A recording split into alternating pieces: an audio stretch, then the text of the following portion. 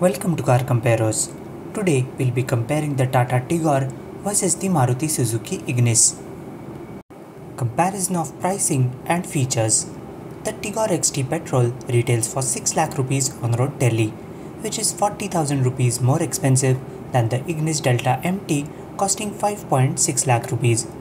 For that additional 40k, you get 3 useful features in the Tigor XT over the Ignis Delta, which are parking sensors, height adjustable driver's seat and fog lamps.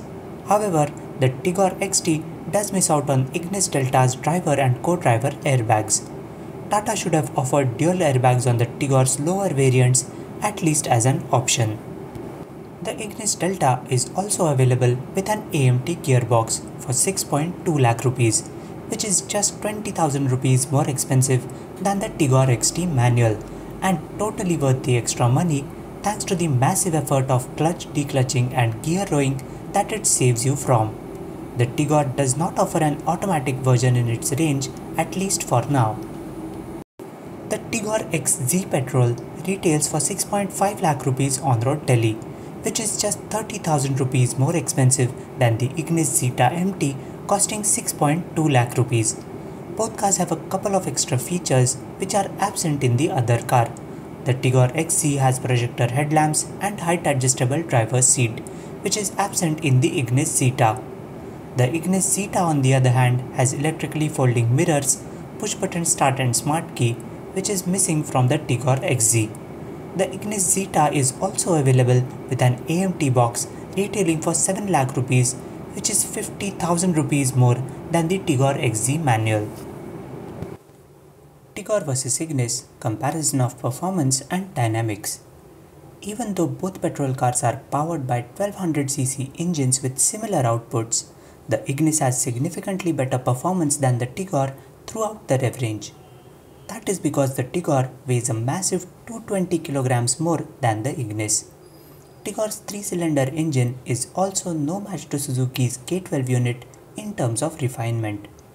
Tigor's engine is noticeably louder and prone to vibrations seeping through inside the cabin, in contrast to the incredibly smooth and silent mill of the Ignis. Tigor's only saving grace is that it matches the Ignis in terms of drivability around town. The Ignis AMT though is on a different level altogether in terms of ease of driving around town, and yet doesn't have any penalty in terms of performance or efficiency compared to the manual version. When it comes to diesels, the Tigor falls woefully short on all the 3 aspects of performance, refinement and drivability compared to the Ignis. With a 60% higher torque to weight ratio and 30% higher power to weight ratio, the Ignis feels incredibly punchier than the Tigor, especially while pulling overtaking maneuvers on the highways. Both cars fall short on the refinement front though, but the Ignis is still a bit quieter and smoother than the Tigor. The Ignis is one of the few cars to offer an AMT along with the diesel engine, earning it the distinction of being the cheapest diesel automatic car on the market. Handling and ride quality. The Ignis may look like a smaller vehicle than the Tigor, but its underpinnings are just as capable as the Tigor's. Its wheelbase is almost as long as the Tigor's, and tire profile is in fact marginally taller than the Tigor's. Its ground clearance is slightly higher than the Tigor as well. Even then, it's the Tigor which tackles the potholes and broken roads better than the Ignis. That is because the Ignis is taller than the Tigor and hence more susceptible to body roll. To keep it under check, Suzuki's engineers have stiffened up its suspension setup, resulting in a noticeably bouncier ride than the Tigor over broken roads. Both cars are equally pointy and agile around the bends, but suffer from steering setups devoid of much feel or feedback. Tigor vs Ignis, comparison of comfort and interiors. The Ignis may be shorter than the Tigor, but it is wider and taller than the Tigor. This gives it better ergonomics than the Tigor. The Ignis has a higher seat base than the Tigor, giving far better under-thigh support to the rear passengers. This makes it far more comfortable on the longer tours than the Tigor. Even ingress-egress is much easier in the Ignis than the Tigor. The Ignis also has a more high-set driving position, which makes the driver feel like he's driving a toy SUV. Its compact dimensions and raised bonnet makes it very easy to judge its corners while maneuvering into tight spaces. The Tigor though has better legroom, knee room and shoulder room than the Ignis, making it comfortable enough in its own right. Both cars have limited rear visibility due to small rear windshield and thick C-pillars. The Tigor has more classy and stylish cabin while the Ignis has more quirky interiors. Tigor's cabin feels more upscale with more pleasing textures and materials, but its panel gaps and uniformity is not as consistent as the Ignis. The Tigor has one undeniable advantage over the Ignis, which is its luggage carrying capacity. It has a class-leading 419 liters of boot space, which is a good 150 liters more than the 260-liter boot volume of the Ignis. Tigor vs Ignis, comparison of fuel efficiency and cost of ownership. Tigor petrol has an ARAI certified mileage of 20.3 kmpl, which is 0.6 kmpl lower than the Ignis's fuel efficiency of 20.9 kmpl for both manual as well as automatic. However, in our real-world tests, the Tigor was almost 2 kmpl less efficient than the Ignis petrol. The Tigor diesel has an ARAI certified fuel economy of 24.4 kmpl, which is 2.4 kmpl less than the Ignis's efficiency of 26.8 kmpl.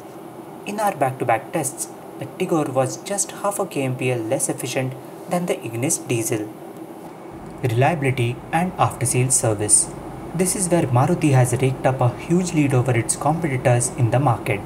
Firstly, Suzuki's products themselves have turned out to be remarkably reliable over the past 30 years in India, while Tata's cars have turned out to be consistently unreliable.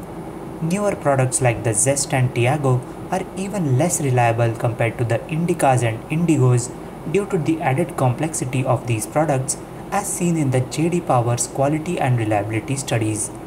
Maruti's service centers have also been kept well under check by the company in order to ensure years of hassle-free ownership experience to its customers. Tata's dealerships continue to languish at the bottom step of this very steep learning curve. Resale and cost of ownership. 5 to 7 year old Ritz sells for 3.5 lakh rupees in the used car market today.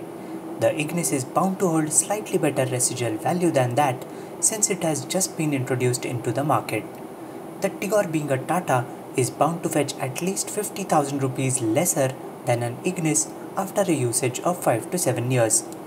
Overall, the Ignis Delta Petrol works out to be a whopping 1.4 lakh rupees lighter on the pocket compared to the Tigor XT in terms of total cost of ownership, since it costs 40,000 rupees less, has 50,000 rupees lower fuel cost and a 50,000 rupees higher resale value than the Tigor XT.